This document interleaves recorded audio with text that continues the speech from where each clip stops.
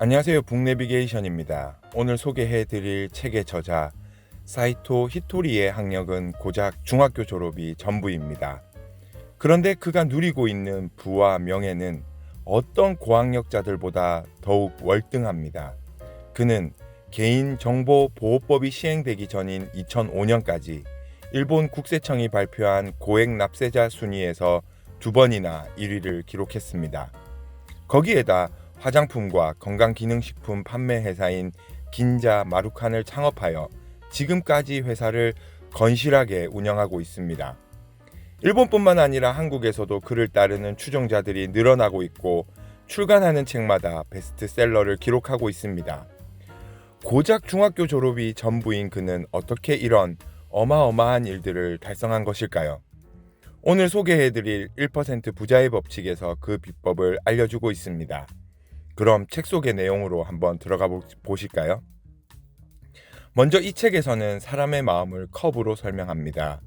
그러면 그 컵 속에는 물을 담아야 합니다. 이 물을 책에서는 말이라고 설명하고 있죠. 저자는 이 물이 깨끗해야 한다고 말합니다. 말의 내용이 어떠하느냐에 따라 행복과 불행이 결정되기 때문이죠.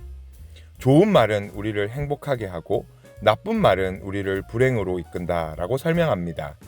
좋은 말은 좋은 행동을 낳고 좋은 결과에 이르게 하지만 나쁜 말은 나쁜 행동을 낳고 나쁜 결과를 낳는다는 것입니다. 그렇다면 좋은 말은 어떤 말일까요? 여러 말들이 있겠지만 이 책에서는 4가지 말을 우리에게 알려줍니다. 첫 번째는 정말 감사합니다. 두 번째는 나는 참 행복해. 세 번째는 못할 것도 없지. 네 번째는 난 참 풍족해입니다. 책에서는 특별히 이 말들을 1000번씩 반복하라고 설명하는데요. 그러면 반드시 기회가 찾아온다라고 일러줍니다. 책의 이야기를 들어보실까요? 이런 말을 소리내어 말할 때 가장 중요한 것은 횟수입니다.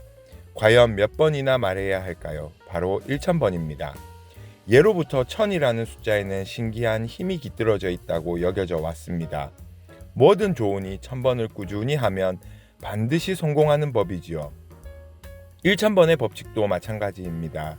재미있게도 뭐든 1000번 실행하면 신이 힘을 빌려줍니다. 나는 참 행복해. 이 말을 1000번 하면 자연스럽게 기회가 찾아옵니다. 그것도 깜짝 놀랄 만큼 조로의 기회가 말이지요. 자, 그렇다면 이제 책에서 말한 대로 1000번을 반복한 결과 우리에게 기회가 찾아왔습니다.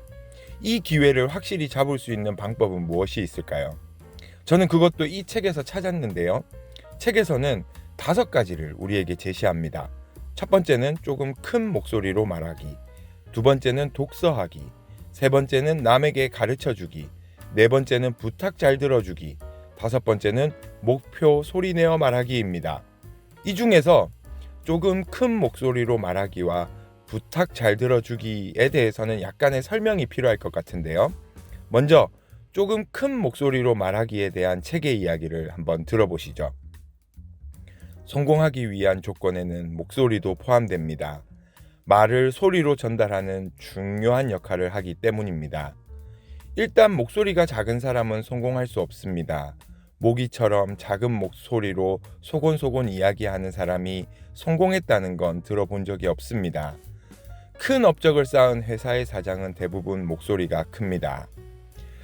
아마 여기까지 들으신 분들은 이 책은 일반화의 오류를 범하고 있다라고 생각하실 수도 있습니다. 목소리가 커서 성공한 게 아니라 성공을 해서 목소리가 크다라고 생각할 수 있다는 것이죠. 사실 제가 생각하는 목소리가 커야 하는 이유는 단순히 목소리 차원이 아니라 자신감의 문제라고 생각합니다. 그 자신감의 표현이 목소리로 표출되는 것 뿐이죠. 그 다음으로 생각해 봐야 할 것은 부탁 잘 들어주기입니다. 사실 다른 자기계발서들에서는 부탁을 정중히 거절하라고 이야기하는 경우가 많은데요. 이 책은 반대로 부탁을 잘 들어주라고 하니까 그 이유가 궁금하지 않으세요? 책의 이야기를 한번 들어보시죠. 어차피 미래는 알아서 나에게 찾아옵니다. 대비할 수도 도망칠 수도 없지요. 여기서 중요한 건 누군가의 부탁은 신이 예비해둔 미래로부터의 선물이라는 사실입니다. 신이 손수 준비한 선물을 기뻐하지 않을 사람은 없겠지요. 이러한 선물이 끊임없이 찾아오면 얼굴에서 웃음이 떠나지 않게 됩니다. 부탁이 많아질수록 운세가 좋아지기 때문입니다. 그리고 부탁을 기분 좋게 받아들이면 새로운 것을 익히게 됩니다. 즉, 다양한 경험을 쌓을 수 있지요. 제가 여기서 주목한 것은 다양한 경험입니다. 사실 저도 지인의 작은 부탁을 한번 들어준 적이 있었는데 사실 제가 한 번도 해보지 않았던 일이었습니다. 그런데 그 부탁을 들어주기 위해 그 일에 대해서 공부를 하게 되었고 지금은 그 일이 지금 현재 제 수익의 3분의 1을 차지하고 있기에 정말 공감이 되는 이야기였습니다. 이 책을 이제 다 읽고 난 뒤 가족들과 식사를 하는 도중 딸에게 난 행복해 라는 말을 1000번 하면 기적이 일어난다 라고 말해 주었습니다. 그러자 이제 초등학교 2학년이 된 저희 딸이 말도 안 된다며 한참을 웃었습니다.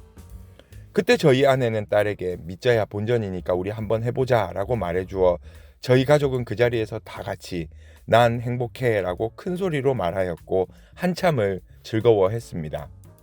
그런데 정말 믿자야 본전일까요? 손해볼 것 없으니 한번 따라 해보면 되는 것일까요?